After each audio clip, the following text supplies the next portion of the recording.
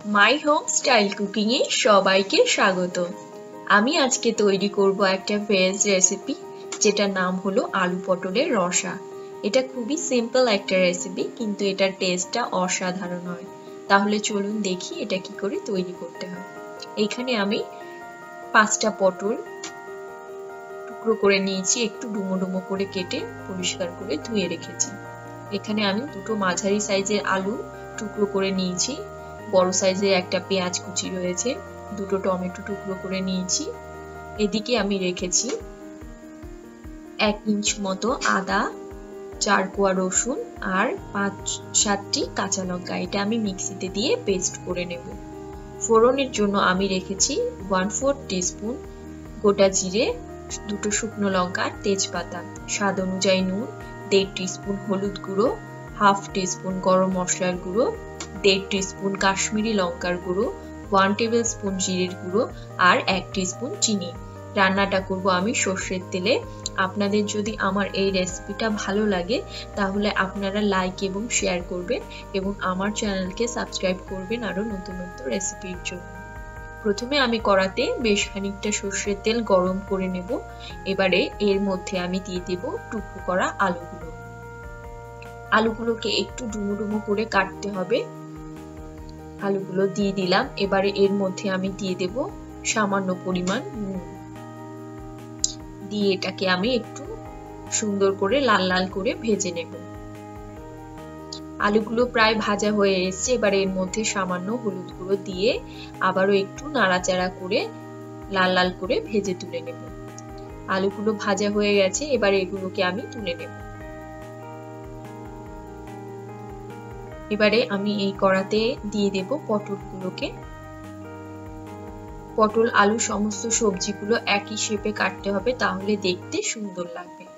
পটলগুলোকে আমি একটু খোসা রেখেছি আর কিছুটা খোসা ছাড়িয়ে দিয়েছি।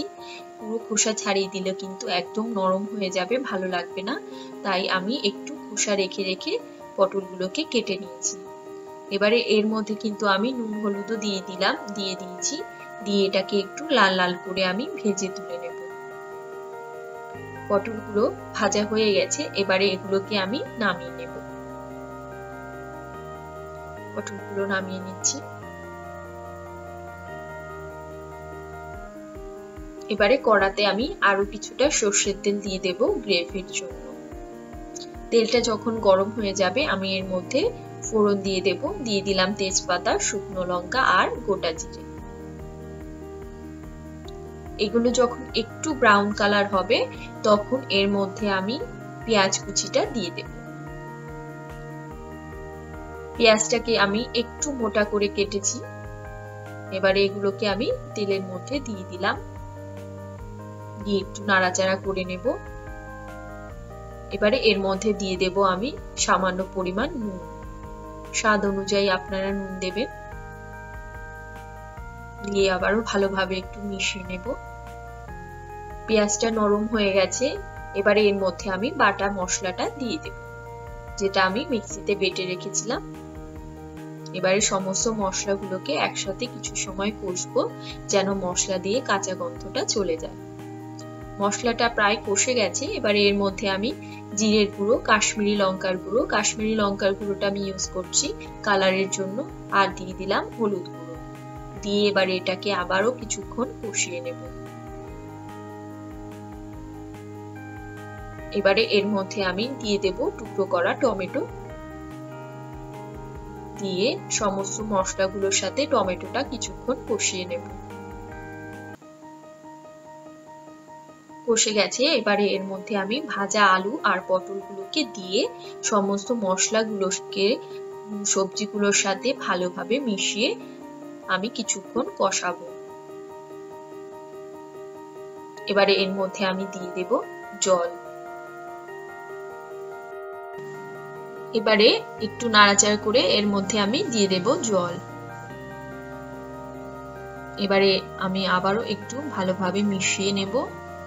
নিয়ে এর মধ্যে আমি চিনি দিয়ে দেব।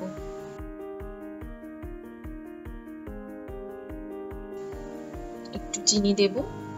আপনারা যেরকম মিষ্টি ভালোবাসেন ওই অনুযায়ী আপনারা চিনি দেবেন। এবার একটু মিলিয়ে আমি এটাকে ঢাকা দিয়ে দেব যেন সবজিগুলো সেদ্ধ হয়ে যায়। কিছুক্ষণ পর আমি ঢাকনাটা খুলে দেখব আলু পটল সমস্ত সেদ্ধ হয়ে গেছে। এবার এটাকে আমি নাড়াচাড়া করে এর উপরে ছড়িয়ে দেব গরম মশলার গুঁড়ো। যেহেতু আমি রসা করছি তাই কিন্তু এর গ্রেভিটা একটু থাকবে, মানে শুকনো হবে না পুরোপুরি। এবার এটাকে আমি নাড়াচাড়া করে নামিয়ে নেব। তৈরি হয়ে গেল আমার আলু পটলের রসা। আপনারা এই রেসিপিটা ট্রাই করুন, কিরম হলো আমাকে জানান। আপনাদের যদি ভালো লেগে থাকে আপনারা লাইক এবং শেয়ার করুন এবং আমার চ্যানেলকে সাবস্ক্রাইব করুন আরো নতুন নতুন রেসিপির জন্য। ভালো খান, সুস্থ থাকুন।